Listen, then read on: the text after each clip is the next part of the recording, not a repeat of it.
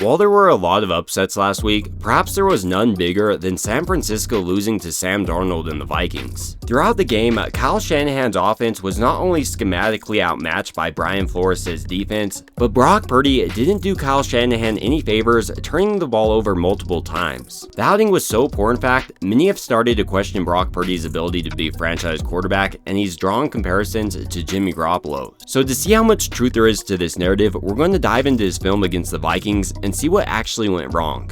Starting out, Brian Flores' defense was able to exploit San Francisco's weak link in their offensive line, pressuring Purdy 13 times and sacking him 6. And while Flores is known for bringing the blitz, it isn't always the case. On this 4th and 2, for instance, it appears that he's going to have these 2 linebackers coming on the blitz. This not only changes Brock Purdy's pre-snap read, but also the blocking assignments for these offensive linemen.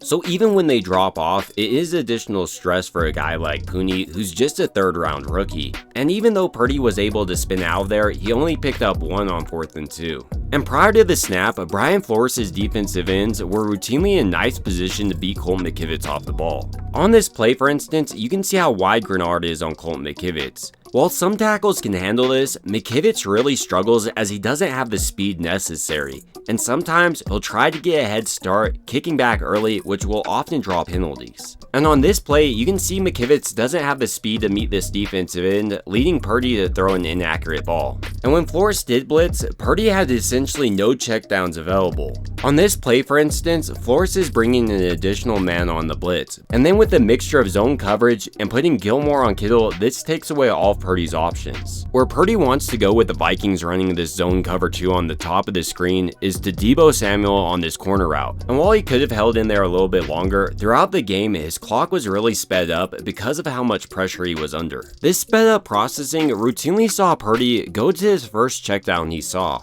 Like on this check down to use check, Purdy still had plenty of time in the pocket, and he could have found a more open Jennings. And on the play where Purdy is reading blitz pre-snap, he stares down his check down man in Kyle Juszczyk this entire time, leading the linebacker to jump this route and get the interception. And even when Purdy was being aggressive, he struggled to read the Vikings defense throughout the game.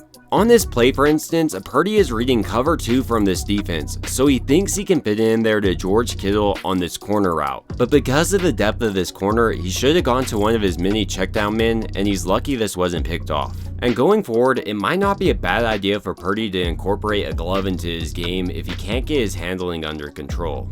Outside of these struggles, the connection between Brandon Aiyuk and Purdy appears to be off this season. On this 3rd and 5, for instance, Aiyuk is coming open in the soft spot of the zone, but rather than targeting him, Purdy goes to Jennings. And then here it's almost like Purdy doesn't trust Aiyuk. He double clutches and then takes the sack on this play. So if San Francisco hopes to have success this season, they need to work on this connection. But Kyle Shanahan also needs to work on his play designs and calls. After seeing Andrew Van Ginkel pick off a bubble screen week 1, for instance, he decides to run it to Colton McKivitz's side, nearly gets it picked off, and then later in the game decides it's a good idea once again. It's almost like Kyle Shanahan thinks Colton McKivitz has the same athleticism as Trent Williams because there's no way he's ever going to make this block. And then rather than tying the game early on with a field goal, he goes for it on 4th, ultimately doesn't get it, and has the Vikings drive down the field and score a touchdown on him. And Shanahan once again doubled down on his mistake, going for it in the middle of the field, and rather than giving it to his back and Mason, who averaged 5 yards on 4th and 2,